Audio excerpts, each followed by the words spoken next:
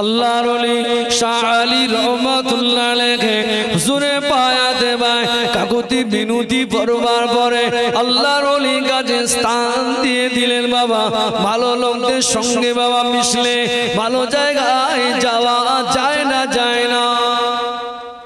ভালো লোকদের সঙ্গে মিশলে ভালো জায়গায় থাকা যায় না, যায় না।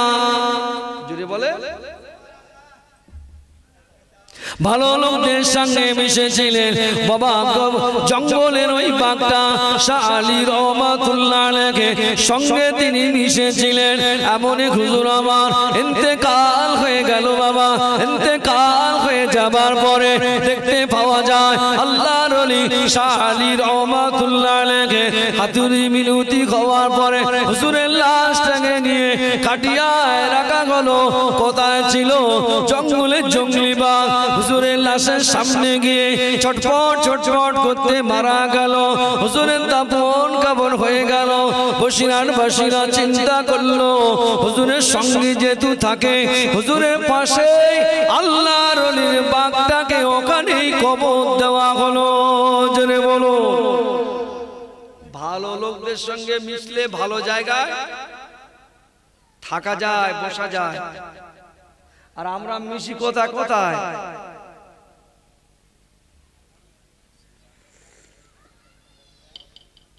আপনি দেখবে একটা লোক হজে যাওয়ার আগে তাস খেলতো, লুডো খেলতো, বিভিন্ন কর্ম করত। ওই লোকটি বাড়ি এসে দেখতে পাওয়া যায় নামাজ কালাম পড়ে বটে, কিন্তু সেই চায়ের দোকানে সেই তাসের জায়গা আড্ডা। লোকগুলো বলছে লোকটা হজ করলো গো, নামাজও পড়ছে, কিন্তু লোকটা ভালো হলো না। বলে না, বলে না, জোরে বলে।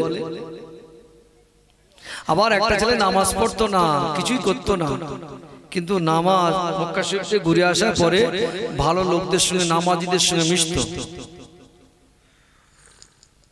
সে এমন হয়ে গেল, গ্রামের লোকজন বলে ছেলেটা সত্যি আগে কেমন ছিল, এখন এই হজ করে আসার পরে ছেলেটা একদম কি হয়ে গেল। কথা বলে না, বলে। ভালো লোকদের সঙ্গে মিশলে ভালো জায়গায় থাকা যায় না, যায় না। রেজাল্টটা ভালো হয় না, হয় না। কিন্তু আমাদের তো সব বাস তো চোরসাপটাদের সাথে। এই জন্য ভালো জায়গায় মেশার দরকার আছে না, না? হ্যাঁ, আমার বাপেরা ভাইরা ও আল্লাহ পাকে বান্দা বান্দিরা, আমি কিন্তু ভুলে যাইনি সুফি আব্দুল মোমেন রহমাতুল্লাহ আলাইহি হুজুরকে যে বাবা হুজুরকে আমার হুজুর আল্লাহর ওলিকে দাদা হুজুরি মসজিদের বারান্দায় চুপটি বেড়ে বসে আছে। কিছুটা লোক আসলো আল্লাহর ওলির কাছে সালাম দিল, আল্লাহর ওলিকে সালাম দিল সুফি আব্দুল মোমেনকে। কিন্তু সালাম দেবার পরে সুফি আব্দুল মোমেন কোনো উত্তর আসে না। হুজুর বসে আছেন, একবার চুপ করে বসে আছেন। 5-7 জন 8 জন মেহমান তারা ফুরফুরা শরীফ গেছে। তা সুফি আব্দুল মোমেনকে দেখে সালাম দিচ্ছে। তা সুফি আব্দুল মোমেন সালামের জবাব, এরা এই যে 4-5 জন যারা গিয়েছিল এরা বলতেছে হিন্দু থেকে মুসলমান হয়েছে তো, তাকব্বারি অহংকারী ভাব। কথা বুঝতে পারছেন না? বলে এ সালামের জবাব দেবে না, এর অহংকার অহংকার ভাব। হুজুর কিছু বললেন না। এই যে মেহমানগুলো এরা সব ঘুরে ঘুরে ঘুরে ঘুরে দাদা হুজুরের কাছে গেছে। হুজুর কি ওই আপনার সুফি আব্দুল মোমেনকে সালাম দিলাম, উত্তরটাও দিল না। কি বলছো তোমরা? এটা হয় না। হ্যাঁ, আমরা তো এখানে একজন নেই, এখানে 8-9 জন আছে। জিজ্ঞাসা করে হুজুর জিজ্ঞাসা করলেন কি বলবো, তাই বলছে হ্যাঁ। হুজুর ডাকলেন সুফি আব্দুল মোমেনকে। হুজুর আবার ডাকতে লাগলেন, ও বাবা আব্দুল মোমেন, এদিকে এসো বাবা, এদিকে এসো। কি ব্যাপার? এরা সালাম দিল, সালামের উত্তরটা দিলে ঠিকই আছে, কারণ সালাম দেওয়া সুন্নত, উত্তর দেওয়াটা ওয়াজিব। এরা হাতটা বাড়িয়েছে, মুসাফাটা করলে না কেন বাবা? হুজুর বেয়াদবি মাফ করুন, আমি সুফি আব্দুল মোমেন কোন বিড়ি করে সঙ্গে মুসাফা করি না। আরো জোরে বলে, তুই ঝেড়ে গেছে মারে। সুফি আব্দুল মোমেন বলতে লাগলে, হুজুর আপনার সঙ্গে কথা বলে বটে, ওদের গাঁটিগুলো চেক করে দেখুন, সব এক বান্ডিল করে বিড়ি আছে।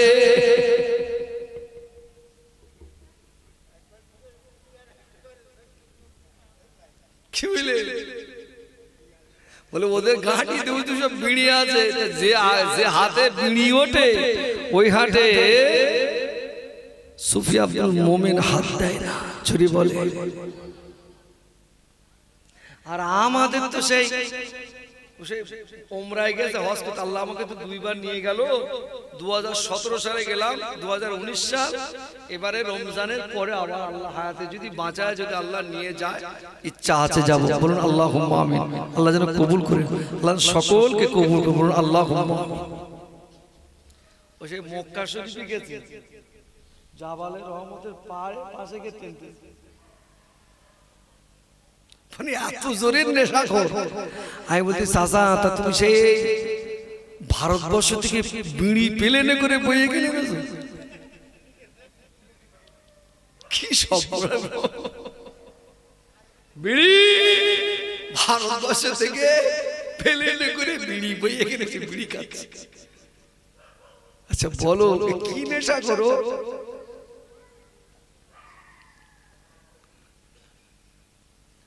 এই সমস্ত।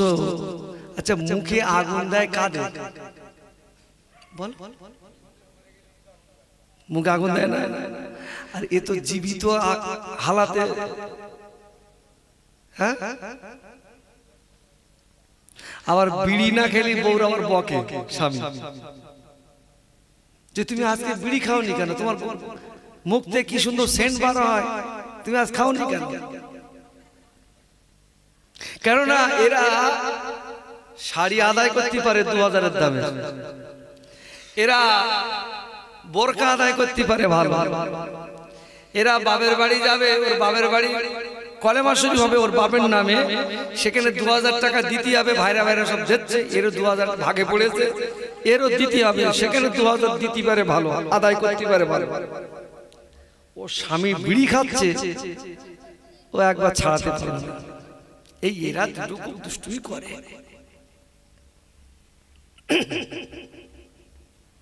কথা বুঝতে পারেননি? দোষ কাদের?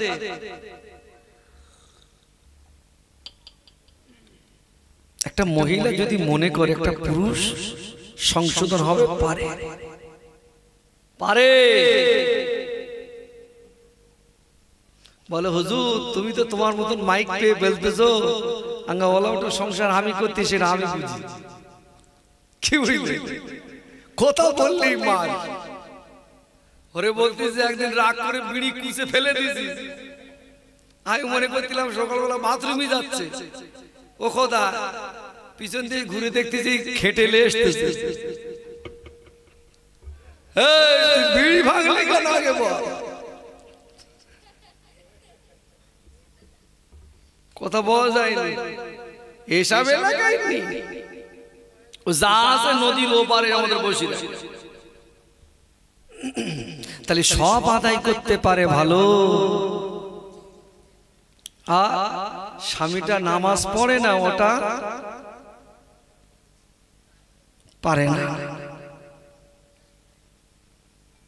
সুফি আব্দুল মোমেন বলে দিল আমি বিড়ি ঘরের সাথে কথা বলে না।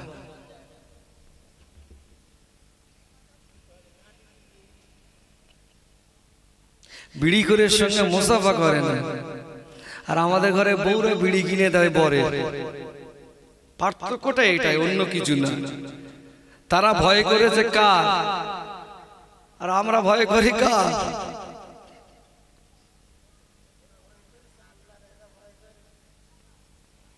বলো চাচা, তুই বলে দাও আর কি হবে। আমার বাপেরা ভাইরা, যে ব্যক্তিটা দুনিয়ার জমিন থেকে জীবিত খালাতে মুখে আগুন তুলে দিল, আল্লাহর নবী জানিয়ে দিলেন আল্লাহর রাসূলের সঙ্গে ওই ব্যক্তিটা দিদার হতে পারে না। ভাই বিড়ি করে চাপ কিন্তু খুব বেড়ে গেছে ভাই, বিশ্বাস করুন। সঙ্গে আবার বিড়ি খায় না, আবার গাজার লাইনটাও ধরেছে নাকি। সর্বনাশ, মসজিদে নামাজ পড়তে যাচ্ছি ভাই, কথা বলতেছি কি সর্বনাশ।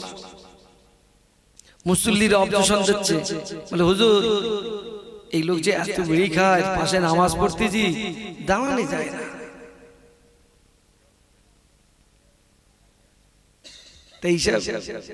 তুই বলতেছ গাল গ্যাস খায়, তারা বউকা বলতেছ তুমি না খালি জানা বাড়ি আসবো না, কিরাম মনে আছে? এই বিবিগুলো যদি একটু যদি বলতো ভালো করে, বারবার তাগিদ দিত, তারা একটু সংশোধন হলেও না হতো। আমার দ্বারা যদি না হয়, গ্রামের ইমাম আছে তাকে একটু বলো, হুজুর দেখেন না বারবার বলি কথা শোনে না, আপনি একটু বলেন না, সংশোধন হতো। তুমি বলতো গাল গাছ খায়, ওরা বলতে আমরা কিনে এনে খাওয়াবো। সুফি আব্দুল মোমেন রহমাতুল্লাহ আলাইহি এত বড় আল্লাহ পাকের ওলি বান্দা ছিলেন গো বাবা। আজও পর্যন্ত আপনি দেখতে পাবেন হুজুরের কাছে যাবে, হুজুরে এমন একটি জায়গা থাকতেন, ছোট্ট একটি হাড়ি, কে না কে দেখেছে বলুন? ছোট একটা হাড়ি, হাতটা তোলে দেখেছে?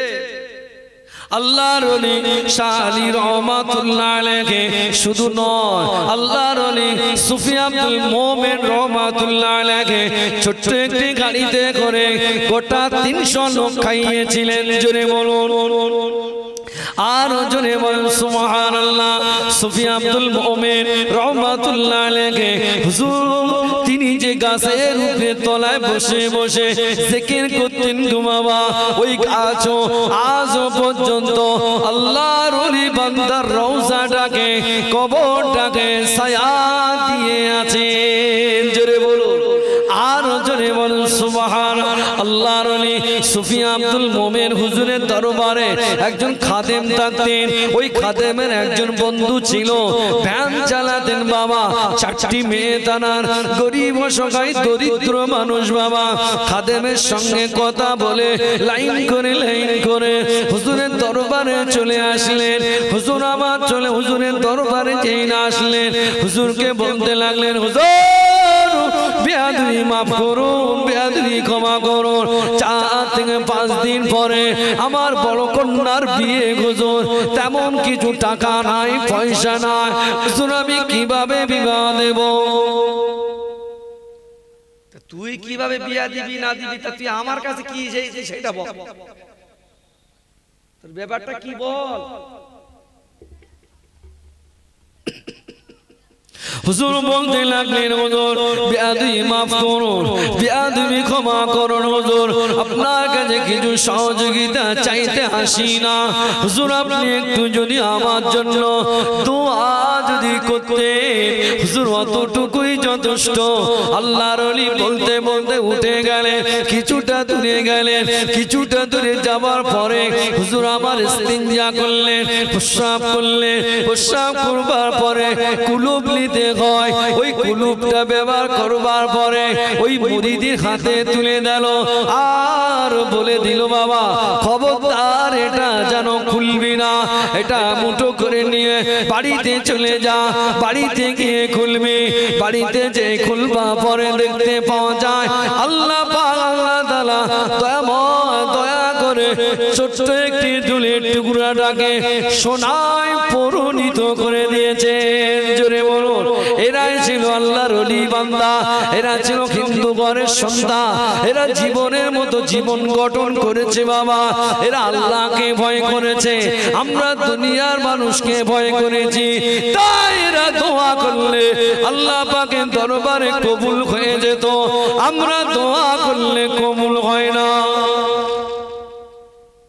ওরা দোয়া করলে বলে কবুল হয়, আর আমরা দোয়া করলে, তার কারণ হলো কি জানেন? আপনি যে পোশাকটা পরে সবে বেড়াতে সারা রাত ধরে জেগেছেন, এটা তো মহিলা সমিতির টাকা, গ্রুপ লোনের টাকায় কেনা, কথা বলে না। সুদের টাকা খেয়ে যদি দোয়া চায় কাজ হবে বলে মনে হয়? হ্যাঁ, তুমি বলতে হবে না, তোমার গিন্নি বলতেছে 30 লিচি রোজার ঈদের পরে এটা শোধ হয়ে যাও, ফের 60 লবো, তুমি একরকম বলতেছো, বললে হবে? তোমার গিন্নির কাছে শোনো, পুরো একদম লাইন করে রেখে দিয়েছে যে এই রোজার ভিতরে এই লোনটা শোধ হয়ে যাবে, এরপরে গ্রুপ লোনটা ওই গ্রুপই ঢুকবো, কত লবো, কোথাও বলতে পারে, মানে এখানেও ভয় করতে, যদি আওয়াজ শুনতে পায়। জোরে বলেন কত? আর ওই টাকায় যদি কিনে, যদি পোশাক কিনে যদি দোয়া চায়, ওতে কাজ হবে? কি কান্না কিনতেছে ফজরের টাইম, আল্লাহ বলতেছে, ফেরেশতাদের বলতেছে, ওরে হাত নামাতি বল, মাল টকুল ও বিলিতি বিলিশ কেন মিশতেছে, হাত নামাতি বল, আগে তাড়াতাড়ি নামাতি বল। সুদ করে দোয়া আল্লাহ পাকের দরবারে কবুল হয় না। হয় বসিরহাটে বড় মাওলানা আল্লামা রুহুল আমিন রহমাতুল্লাহ আলাইহি ফতোয়া আমিনিয়া তৃতীয় খণ্ডে লিখলেন, 1 টাকা যদি শুধু খায় 36 বার জেনা করার থেকেও আরো নিকৃষ্টতম গুনাহ। কবার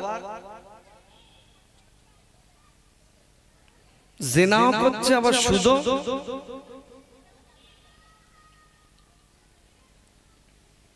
সকাল হলে আবার ওই লোকটি মাথায় টুপি আছে, মুখে দাঁড়িয়ে আছে বাবা, ওর বিবি কিন্তু আবার ঘোমটায় আতরা করে দেয়, পাড়ার লোকের সঙ্গে তত বেশি কথাও বলে না, কলেও যায় না, তবে মাঝে মাঝে যায়।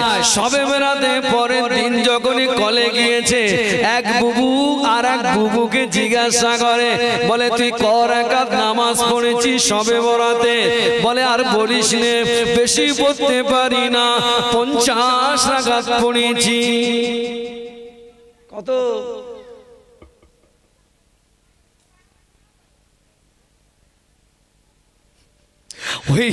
ওই হাজি সাহেব বাবা, ওনার গিন্নি 3টে বৌমা, আবার 3টের নামে বই চালায়। কটার নামে? এসব এলাকায় নিয়ম, এসব গ্রুপ লোন, বন্ধন লোন, অমুক লোন, তমুক লোন, এইসব এলাকায় নেই। না না, বললে হবে, তুমি বললে হবে, এসব একদম এসব আছে।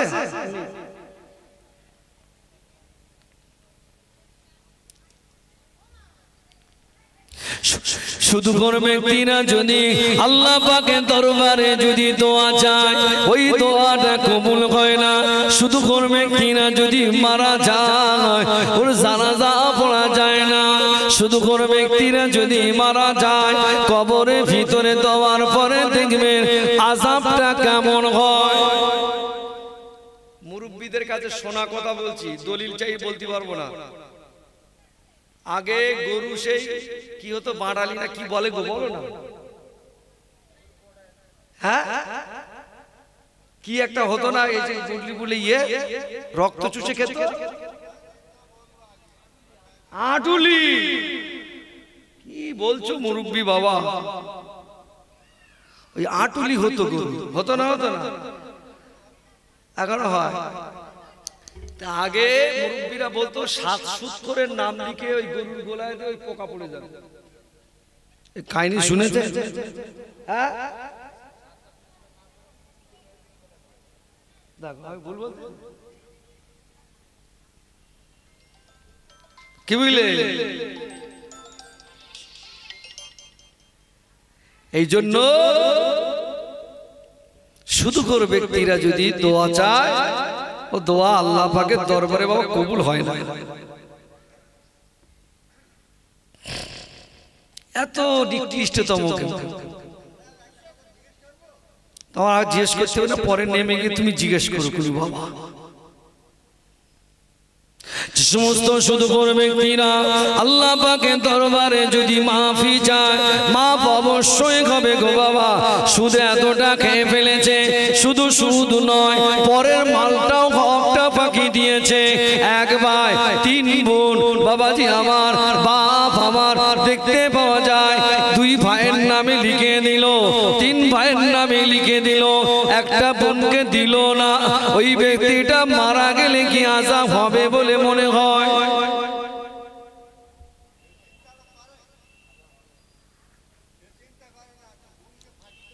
চুপ করো না, বসো না, তো কথা বলে মুরব্বী ও কি করতে নেই। লোকে আবার বলে, এই গল্পটা শুনেছেন কিনা? সবাই মিলে বলে, কেননা মেয়েটা পালিয়ে গিয়ে বিয়ে করেছিল বলে সেই জন্য বাপ তার জমিটা লিখে দিল না। সমাজে আছে না নাই? 3 ভাইয়ের নামে লিখে দিল, এক বোন বলো লা ইলাহা ইল্লাল্লাহ, লা ইলাহা।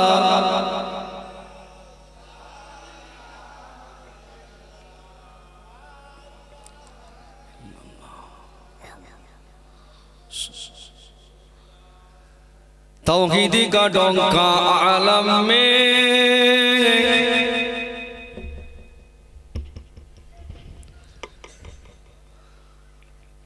बजवा दिया कमली वाले ने, पी पी का पियाले कौसर के लौटेंगे मजाजी भर भर के। इन्ना आतैना कल कौसर, फरमा दिया कमली वाले ने। बोलो ला इलाहा, जोरे जोरे पढ़े, ला इलाहा इल्लल्लाह।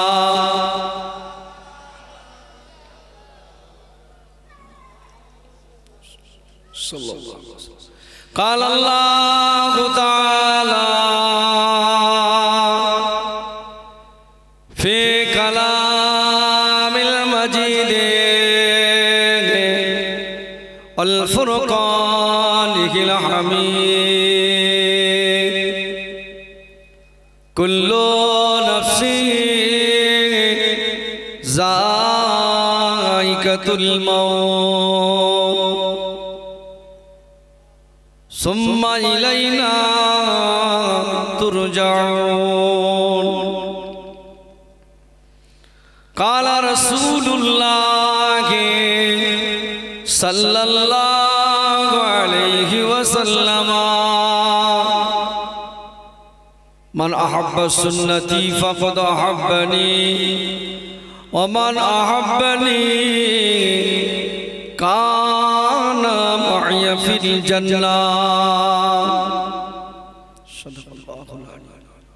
प्यारे हाज़िरान मजलिस,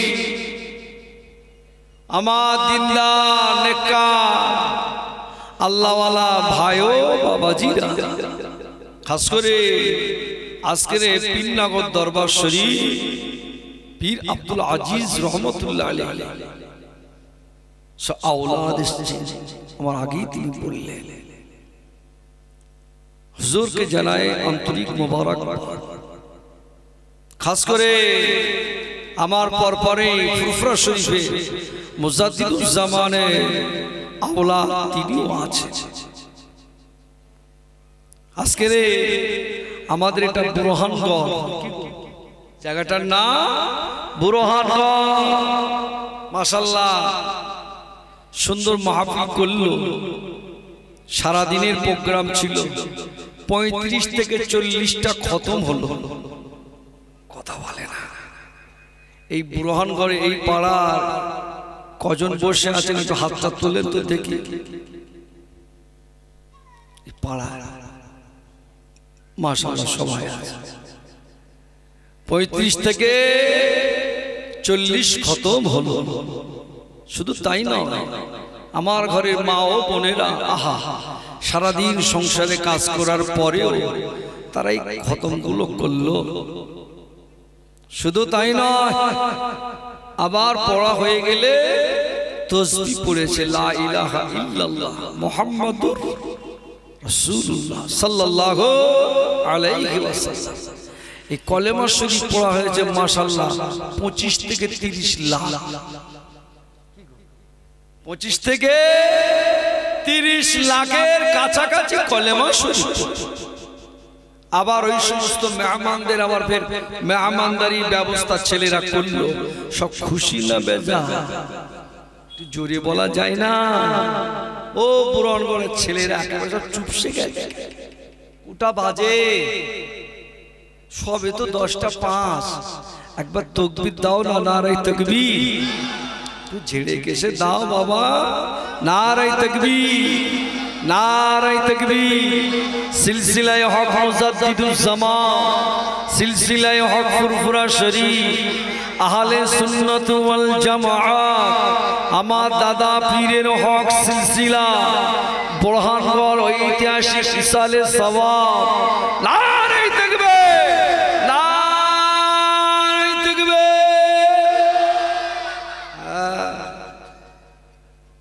এই জান্নাতে বসতে পারে না উনি, আবার ফের বলে আমি ওই জান্নাত বসবো। এটা হয়? বুরহানগড়ে কি এত লোক বাস করে? এর থেকে বেশি বাস করে। কথা বলে না? এর থেকে বেশি বাস করে না? ওটা গেল। মেহমানদের মেহমানদারি করাটা ভালো, খারাপ নয় ওটা। কিন্তু তার মানে মেহমানদারি হয়ে যা, এসো মিলেমিশে বসি। এই মাহফিল কি সব সময় হয় বাবা? গ্রামে প্রত্যেক দিন হয় মনে হয়? মাসে মাসে 2 মাস অন্তরে, বছরে একটা দুটো হয় নাকি গো? নবী দিবসটাও পরে তো, আর একটা বড় মাহফিল হয়। গত বছর আমি এসেছিলাম, দেখেছে? হ্যাঁ, আমাকে দেখেননি কি গো? সব ভুলে গেলে? এতই মহব্বত ভুলে গেলে? আমাকে তুললে সে 12টার পরে। কি কনকনে ঠান্ডা ছিল না? আহা, আল্লাহ পাক এবারে ভালোবেসে আল্লাহ পাক আবারও নিয়ে এসেছেন। কি গো, দুটো কথা শুনবেন তো? শোনার থেকে বেশি আমল করার তৌফিক দেখ, বলুন আমিন। তবে গত বছর এসেছিলাম, রাস্তাটা বড্ড জাম ছিল, গাড়ি ঢোকাতে পারিনি, কষ্ট হয়। কাঁচ থেকে কাঁচটা নামিয়ে বলতে হয় কুচি, আমি হুজুর রে তোদের এই মাহফিল একটু সাইড দে না মা, বলতে হয়েছে তবে। আর এবার দেখলাম মাশাআল্লাহ সব ফাঁকা হয়ে গেল। পরিবর্তন হয়, এতটা পরিবর্তন ভালো কি গো? পরিবর্তন হওয়াটা ভালো। এই কাজটা কি খারাপ না ভালো? তুমি বলছো ভালো, তোমার ছোট ছেলেটা বলছে ভালো নয়। কোথা যাবে বলো? কোথা যাবে বলো না?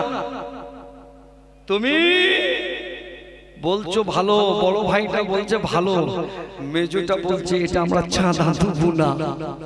কেন রে? দোকান বসিনি কেন? এটা ঠিক নয়।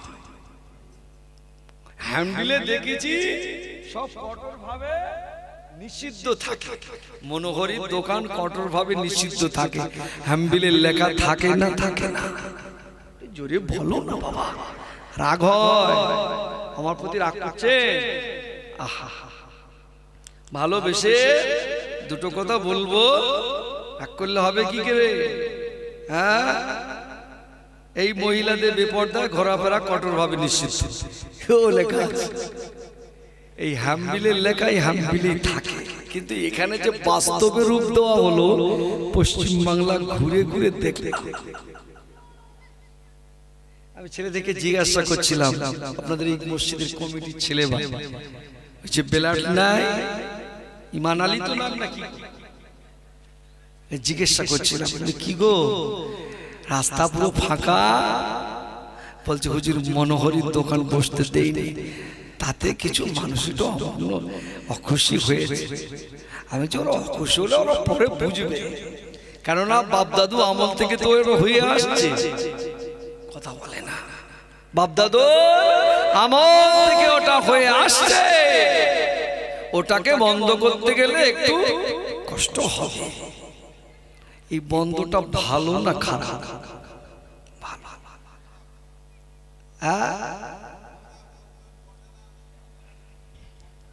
তাহলে ওই বন্ধটা ভালো না?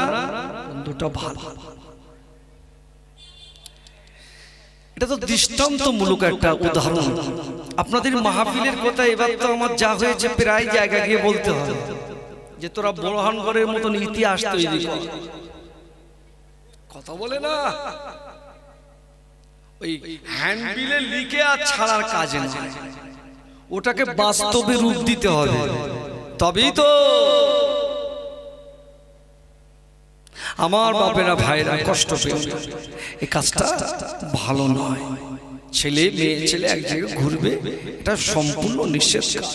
নিষেধ কাজের তুমি পক্ষে যেও না। যদি ভালো না লাগে চুপ করে থাকো। কি গো, কিন্তু তুমি আবার ফের বসাবে বলে চিন্তা ভাবনা করছো, এটা করতে যেও না। বুরহানগড় আজকে ইতিহাস তৈরি করলো, মাশাআল্লাহ বলেন আলহামদুলিল্লাহ। সুন্দর একটি ইতিহাস তৈরি করলো, যে ইতিহাস পশ্চিম বাংলায় এবার আমরা বলে বলে বেড়াবো। ওরে তোরা যদি মাহফিল যদি দিস ওই বোদরার পাশে কালীতলা, এটা না কি গো বুরহানগড় গ্রামের নাম, বুরহানগড় তাই নাকি? বুরহানগড়, হরিশপুর, হাসারাবাদ নাকি, তিন গ্রামগুলি মাহফিল। মাশাআল্লাহ মাশাআল্লাহ বলেন আলহামদুলিল্লাহ।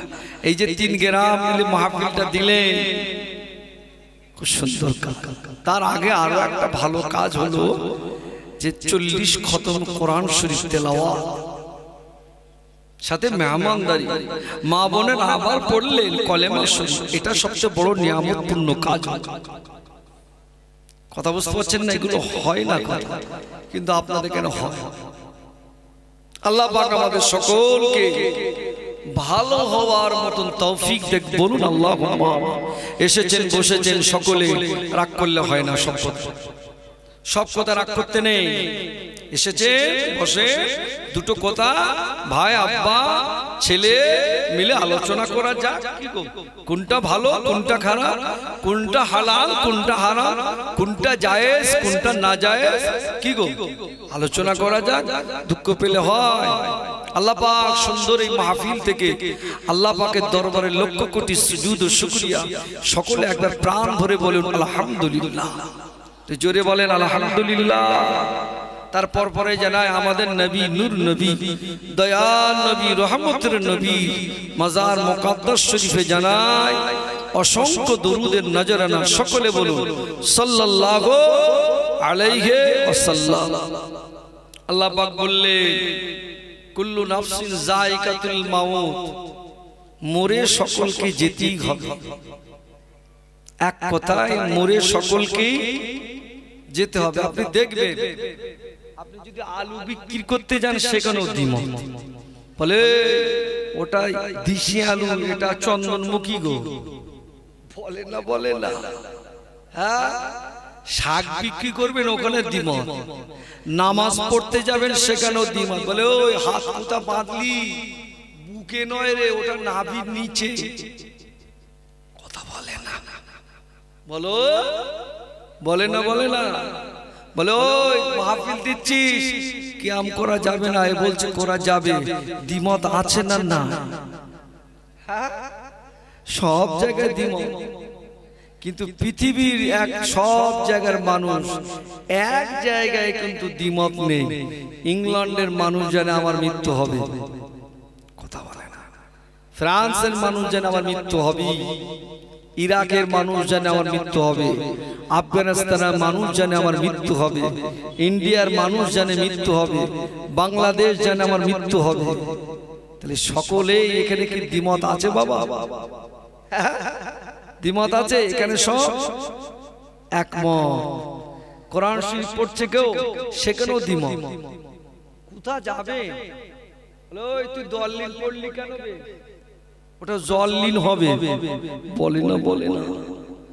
ওই তুই দোয়া করলি, তুই বেরামাতিকা বললি না কেন রে? বলে ওই কলেমা হবে, বলে না, বলে না। সব জায়গায় দ্বিমত আছে, কিন্তু এক জায়গায় কোন দ্বিমত আছে? কোনটা সেটা? সেটা হলো মৃত্যু সকলকে হতেই হবে, হতেই হবে, আসবেই আপনার দরওয়াজার গোড়ায়, কেউ রোধ করতে পারবে না।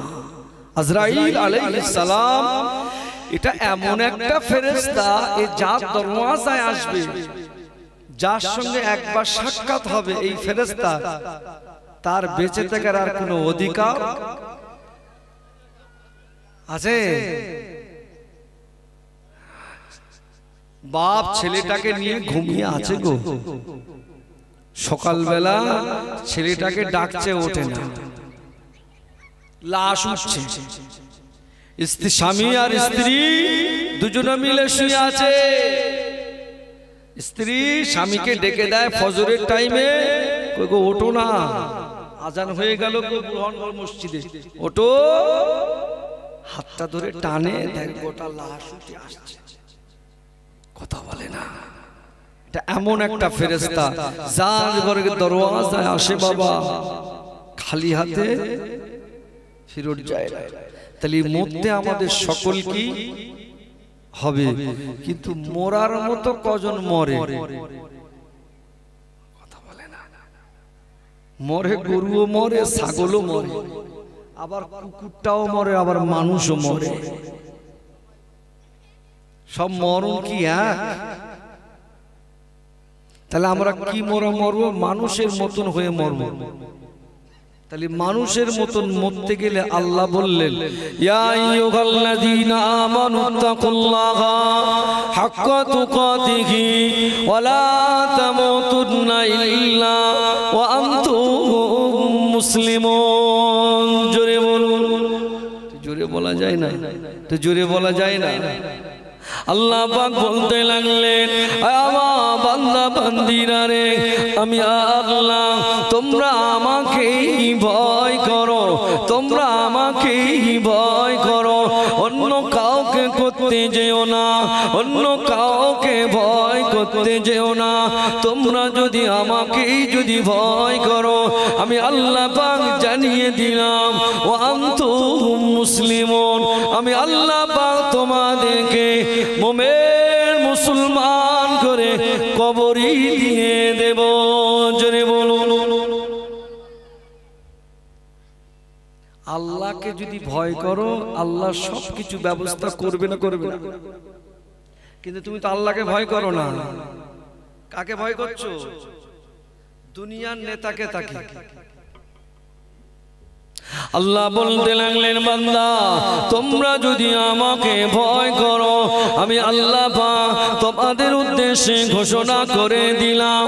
আল্লাহ পাক জানিয়ে দিলেন, ফাদখুলি ফি ইবাদি ওয়াদখুলি জান্নাতি। জোরে বলা যায় না, জোরে বলা যায় না। নারায়ে তাকবীর। আল্লাহ জানিয়ে দিলেন, বান্দা তোমরা আমাকে ভয় করেছো, আমাকে সন্তুষ্টি করে ফেলেছো। আমি আল্লাহ পাক আজকে দিনে খুশি হয়ে আমি আল্লাহ পাক দয়া করে আমার 8টি বেহেশতের দরওয়াজাকে খুলে দিলাম। জোরে বলা যায় না? শর্ত হলো কি? আল্লাহকে ভয় করতে হবে। ভয় এখন কি হচ্ছে? নামাজি পড়ে না, বেইটা বাড়ি এসছে, সেই সম্মানার্থে নামাজ পড়তে গেল, এতে কাজ হয়? কি ভয় করলো?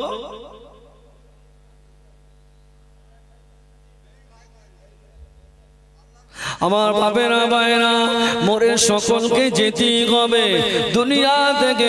আবু জেহেলও মরল, বাবা বেলালও মরল, আবু জাহাল তিনিও মারা গেল, হযরত বেলাল রাদিয়াল্লাহু তাআলা আনহু তিনিও ইন্তেকাল হয়ে গেল। দুজনার মরণটা কি সমান? দুজনার মরণটা সমান নয়, কেননা আবু জেহেল ছিল রাসূলুল্লাহ দুশমন, আবু লাহাব ছিল রাসূলুল্লাহ দুশমন, হযরত বেলাল রাদিয়াল্লাহু তাআলা আনহু ছিলেন আল্লাহ নবীর বন্ধু। জোরে বলুন।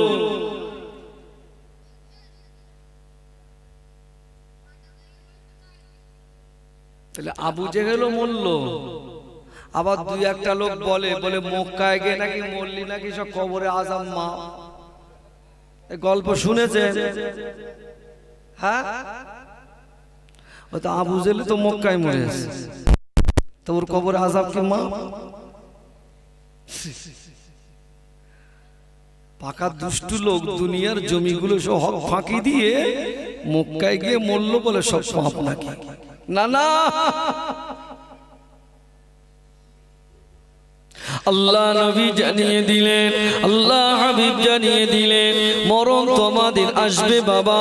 মরণের আগে দুনিয়ার গুনাহ দুনিয়া থেকে মাফ চেয়ে নাও, কেননা বাবা দুনিয়া থেকে সকলকে চলে যেতে হবে। দুনিয়া বেঁচে থাকবে বাবা, দুনিয়া বেঁচে থাকার আগে মানুষের মতো মানুষ তৈরি হও। কে মানুষ তৈরি হলো? আমার দাদা হুজুর পীর কেবলা রহমাতুল্লাহ আলাইহির খলিফা ছিলেন, যারা বাড়িটা হলো বাবা বাংলাদেশের জমিনে, যারা নামটা ছিল বাবা প্রতাপ চন্দ্র হোসেন। কি নাম? প্রতাপ চন্দ্র সেন। এই খোকা, এই বাবু, এই ওরম করে, ভালো করে বসো। এই খোকা, ভালো করে বসো। হেলান দিয়ে আছো কেন? ও কি জানো না কাম করতে হয়, গোনা হয়, এটা জান্নাতের বাগান। প্রতাপ চন্দ্র সেনের বাড়ি কোথায়? বাংলাদেশ। আল্লাহ আমাকে নিয়ে গেলেন চট্টগ্রামে। খুব রাজকীয় বংশ ঘরের ছেলে গো। ও জমিদার ঘরের ছেলে। হুজুরের বাড়িতে আমি গেলাম, দেখতে পেলাম খুব রাজকীয় বংশ ঘরের ছেলে। হুজুর ছিলেন আমার হিন্দু ঘরের সন্তান। ফুরফুরা শরীফে মুজাদ্দিদুজ্জামানের হাতে হাত দিয়ে কলেমা পড়ে এমন জীবনটা তৈরি করলেন বাবা। গোটা আফ্রিকা জঙ্গলের বাঘগুলো আল্লাহর ওলিকে পাওরাদার হিসাবে কাজ করেছিলেন। আমরা জীবন এমন তৈরি করলাম বাবা, আমাদের জীবনে একটা কুকুরও পাড়া দেয় না। কথা বলে না? দেয় দেয়। তোমায় কুকুর যেটা পুষেছো তুমি গেলেও ঘেউ ঘেউ করে। হ্যাঁ গো, কথা বলো। প্রতাপ চন্দ্র সেন এমন একজন হিন্দু ঘরের সন্তান, এমনই তৈরি হলেন। জানা মাজারটা হলো হাওড়া জেলার বড়গেছিয়াটা পার হয়ে কিছুটা দূরে দেখবেন বাকুল শরীফ বলে একটি জায়গা। ওই বাকুল শরীফে আল্লাহর ওলি বান্দা শুয়ে আছেন, যার মাজারের ভিতরে আজও পর্যন্ত একটি গাছ ছায়া করে আছে না নাই? আছে না নাই? বলবো বলবো বলবো না অন্য লাইনে যাব? ও মাল একটাও বলো। তাহলে আল্লাহ যেটাকে হারাম বলেছেন ওর বাড়ান্তটা বেশি। ও বছরে 12টা বাচ্চা দেওয়ার পরেও মাল খুঁজে পাওয়া যায় না। আর আল্লাহ পাক গরুটাকে হালাল করেছেন, বাচ্চা একটা দেয়। দুনিয়ার সমস্ত মানুষ খাওয়ার পরেও তারপরের দিনও যদি আপনি বলেন ফের গরু খাবো, তবুও পাওয়া যাবে না যাবে। আল্লাহ বলছেন ওর বাড়ান্ত বেশি, কিন্তু আমার বাড়ান্তটা কম। তবে জীবনে খেয়ে কিয়ামত পর্যন্ত শেষ করতে পারবি না। জোরে বলে, আরো জোরে বলে। কথা বুঝতে পারছেন না? আপনি কি ভাবছেন মহিলা সমিতি গ্রুপ লোন করলে সুখী থাকা যায়? না না, কে বললো আপনাকে? সব টাকা ডাক্তার বাড়ি দিয়ে আসতে হবে, হয় ব্যাঙ্গালোর, তা নইলে পিজি হসপিটালে যেতে হবে। বুর খবর কি বলে মাজা গনগন করতে, আর ভাল লাগে না। চাচা খবর কি? 10 লাখ লে রয়েছে। আর বলো না, বড় ছেলেটার বৌমাটা সব গোষ্ঠী সমেত কেস করেছে। আমার মনে হয় ভুল বলা আছে নাকি বলেন?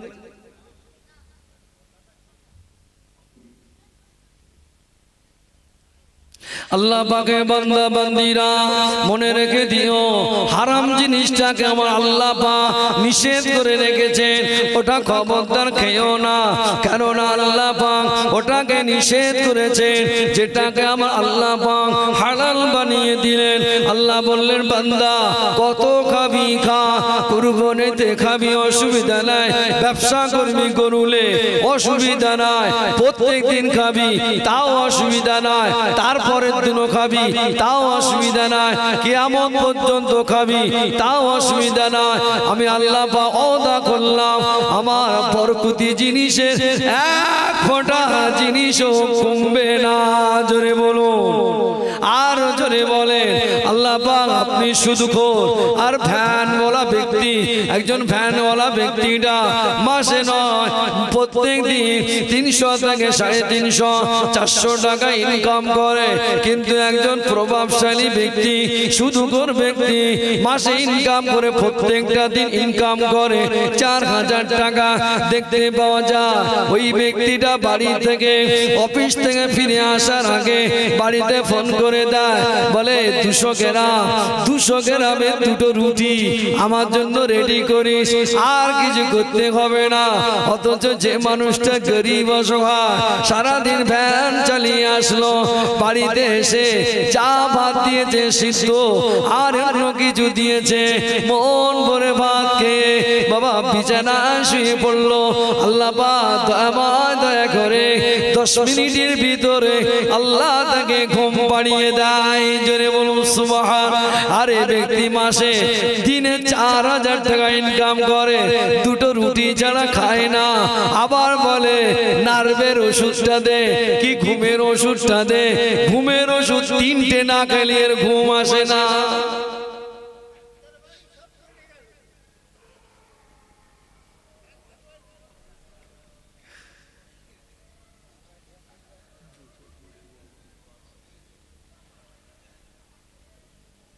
কি গো কথা শুনছে? পেশেন্ট আছে না? না, বড়ি খেয়েও ঘুম আসে না। 2টো রুটি, ও বাবা একটু চুপ করো বাবা। 2টো রুটি আর অল্প একটুকুনি বেগুনি তরকার দে তাই খাচ্ছে, ঘুম আসে না, দুটো করে নার্ভের বড়ি কাটিয়া। আর এলো ভ্যান চালিয়ে এসে বাড়িতে দেখে পুঁই শাক রান্না করেছে, তা সে মাছ নি, পুঁই শাক আলুতে রান্না করেছে, ওই কায়দা করে খেলে আলহামদুলিল্লাহ, কোনো অসুবিধা নেই। এসে শুয়েছে, ঘুমিয়েছে গেছে। সুখী পরিবার কোনটা বলো? কিরম মনে হয়, টাকা দরকার না সুস্থ থাকা দরকার? আমার বাপেরা ভাইরা, আল্লাহ পাকের ওই বান্দা ফজরে আযান হয়ে গেল, টুকটুকে অন্ধকার, গুডগুডে অন্ধকার বাবা, মসজিদে আযান হয়ে গেল। ওই নামাজি ব্যক্তিটা, ওই ভ্যান চালকটা সঙ্গে সঙ্গে বিছানাটা ছেড়ে দিয়ে আল্লাহর ঘরে চলে এসে ঠান্ডা পানিতে ওযু করে। আল্লাহ পাক বলে, ফেরেশতারা, ওটা কে জানিস? ওটা কে? ওরা আমার এই সারাদিন ভ্যান চালিয়ে ওই গরিবটা শুয়েছিল, খুব ক্লান্ত হয়ে গিয়েছিল, শ্রান্ত হয়ে গিয়েছিল। আমি আল্লাহ পাক সারা রাতে ওর মডিফাই করে দিয়েছি। আবার ঘুম থেকে উঠলো, আমি আল্লাহ আমার বাড়িতে চলে আসলো। জোরে বলে, ওই আমার ওই গরিব বান্দাটা কি চাই দেখতো, দেখ। আল্লাহ পাকের বান্দা তেমন কিছু করতে পারে না, যবা কোনোভাবে সূরা ফাতিহাটা পড়ে, লোকের কাছ থেকে শুনে শুনে কলেমা শরীফ, দরুদ শরীফ, সুবহানাল্লাহ সুবহানাল্লাহ পড়ে নামাজটা আদায় করে। কিন্তু ইমামের কাছে শেখার একটু চেষ্টা করছে, ওই অবস্থাতে নামাজ আদায় করে তেমন ভালোভাবে দোয়া চাইতে পারে না। ইমাম দোয়া করে আর নিজে মনে মনে মনের ভিতরে অনেক কিছু বলে, কিন্তু বলতে ভালো করে পারে না। আল্লাহ পাক বলতে লাগলেন, আয় আমার ফেরেশতারা, আমার এই বান্দা গরীব বান্দা যখনই ঘর থেকে বার হয়ে যাবে, আমি আল্লাহ পাক ওর রিজিকের দায়িত্বটা আমি আল্লাহ নিয়ে নিলাম। জোরে বলো। ও গিয়ে কালীতলা মোড়ে দাঁড়িয়েছে, একজন এসে বলতেছে, এখান থেকে চন্দনেশ্বর যাবে, 300 টাকা ভাড়া দেবো। বলছে হ্যাঁ যাবো। চন্দনেশ্বর থেকে ফের উঠেছে, 3 জন লোক বলছে ওই জায়গায় যাবো, গ্রহণ করে 100 টাকা দেবো। বলে ওঠো। কি বুঝলে? আর এ কিন্তু এখনো ঘুম থেকে উঠিনি, 4000 টাকা যার ইনকাম, হে এখনো ঘুমোচ্ছে, বাড়ি এখনো ঘুমোচ্ছে। তারপরেও আল্লাহ এদেরকে রুজি বন্ধ করেছে কি? দয়া করে খাওয়াচ্ছে। আল্লাহ পাক বলতে লাগলেন, বান্দা তোমরা আমার ইবাদত করেছো, তুমি কি খাবে বলো? আমি আল্লাহ খুশি, কোলা খাবে, আমি আল্লাহ কোলাটাকে প্যাকিং করে রেখে দিয়েছি। কোলা কবে ধুবি তারপর ওসব ছেড়ে দে, কোলা শুধু ছেল আর খা। কেন আল্লাহ খাবো? আল্লাহ বললেন, তুই আমার নামাজ আদায় করেছিস, আমি আল্লাহ তোকে কোলার ভিতরে, কোলার উপরে প্যাকিং করে খোসা রেখে দিয়েছি। জোরে বলে, আল্লাহ আমি কলা খাবো না, খাবি কি? আঙ্গুর ফল, চলে যা, সেটাও প্যাক করে রেখে দিয়েছি, ওটা খোলা ছিলতে হবে না, একটু ধুই চালা, কোনো অসুবিধে নেই। আল্লাহ বলছেন, বান্দা আমি আঙ্গুর ফল খাবো না, কি খাবি? আপেল খাবি, যা, ওটাও প্যাক করে রেখে দিয়েছি। বাবা আপেলের খোসা আছে না নাই? বলে বান্দার জন্য সব একদম পুরো প্যাক করে রেখে দিয়েছে, তোরা নামাজ পড় আর শুধু খা, কোনো কথা হবে না, আমার ইবাদতটা কর। তোরা যদি আমার ইবাদত করিস, আমি আল্লাহ পরিপূর্ণ বাড়িয়ে দেব। তবে হ্যাঁ বান্দা, আরো একটা কথা বলে রেখে দে, তুমি নামাজ পড়বে, আমার প্রিয় যখন হবে আমি কিন্তু মাঝে মাঝে একটু চেক করব। তবে আল্লাহ ওটা কেমন ভাবে চেক করবে? আল্লাহ বললেন কোন সময় সন্তানকে মেরে দেবো, কোন সময় হয়তো বিবিটাকে মেরে দেব, কোন সন্তান কোন সময় 10 বিঘে কি 1 বিঘে ফসল চাষ করেছো, ওই ফসলগুলো আইলা লাইলা ঝড়ে আমি শুইয়ে দেব। কি বলে? শর্ত কি? সবর কর। তোকে শুইয়ে দিয়েছে কে? ও ধান শোয়াইছে কে? বলে আল্লাহ। তুই অত চিন্তা করতিস কেন? তোর মুখের বল থাকবে একটাই, আল্লাহ যা করেছে ভালো। ওসব আমার চিন্তা না, তো আমার বাচ্চা কাচ্চা কি খাবে তিনি চিন্তা করবেন, ওসব আমার দায়িত্ব না, আমি বলতে পারবো। কি বুঝলে? আল্লাহ পাকে কোন বান্দা বান্দিরা যদি আল্লাহ পাকের দরবারে যদি ধনী হতে চায়, আল্লাহ পাকের দরবারে যদি ধনী হতে চায়, আগে নিজেকে প্রমাণ করাতে হবে এটাই, আমি কতটা ভালো, আমি কতটা ভালো, এটাকে আগে প্রমাণ করাতে হবে। কেন? তুমি যদি ভালো বলতে এটাই প্রমাণ করাতে হবে, 10 টাকায় 36 লাখ টাকা বাদ দিতে হবে, সুদ বাদ দিতে হবে, ঘুষ বাদ দিতে হবে, সব কিছু বাদ দিয়ে এখন তুমি তওবা করবে বাবা। তুমি মদ খাও, মদটাকে ছেড়ে দাও। কেন কি বাবা? মদ খোরের ব্যক্তির দোয়া আল্লাহ পাকের দরবারে কবুল হয়েছে। তবে হ্যাঁ, মদ খাবো না বলে আগে স্বীকার করতে হয়েছে যে আমি ভালো হব আর মদ খাবো না। তওবা করেছে। তওবার বাংলা মানে হলো এটাই, আজকের যে গুনাহটা করেছি আগামী দিন করব না, এর নাম, জোরে বলো, এর নাম তওবা। আজকের যে গুনাহ করলাম আগামী কালকেরে করব, এর নাম তওবা।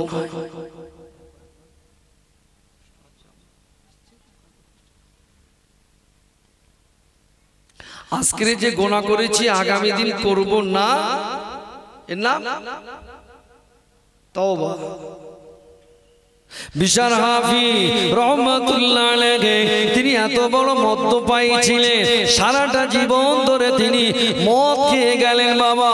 হঠাৎ বন্ধু বান্ধবদের সঙ্গে করে নিয়ে মদের আস্তানাখানায় যাবেন বলে সকলে রেডি হয়ে গেল। তিনি আস্তে আস্তে যাচ্ছে, কাগজের টুকরা বিসমিল্লাহির রহমানির রহিম, এই কাগজের টুকরাটা খুঁজে পেল। কাগজের টুকরাটা খুঁজে পাওয়ার পরে বাড়িতে বন্ধু বান্ধবদের সঙ্গে বলতে লাগলো, এই তোমরা চলে যাও, আমি আজকে আর মদ খাবো না। বলে কেন রে? বলে আমি ওসব বলতে পারবো না, আজকে আমি আর মদ খাবো না। তোরা যা, আমি খাবো না। বন্ধু বান্ধব সব চলে গেল। বিশার হাফিজ পিছন দিক থেকে বাড়ি চলে আসে। আম্মা জান, আম্মা জান বলে ডাকতে লাগলেন, আম্মা জান বলে ডাকতে লাগলেন। বিশার হাফিজ আম্মা জান চিন্তা করলেন, কি ব্যাপার, কি ব্যাপার, এত সুন্দর করে কোনদিন আমাকে তো ডাকলো না, এত সুন্দর করে ডাকতাস কি ব্যাপার? আম্মা জান ঘরের দরওয়াজার ধারে আসলেন। ঘরের দরওয়াজার ধারে আসবার পরে দেখতে পাওয়া যায় আম্মা জান বিশাল হাফিজকে বলতে লাগলেন, কি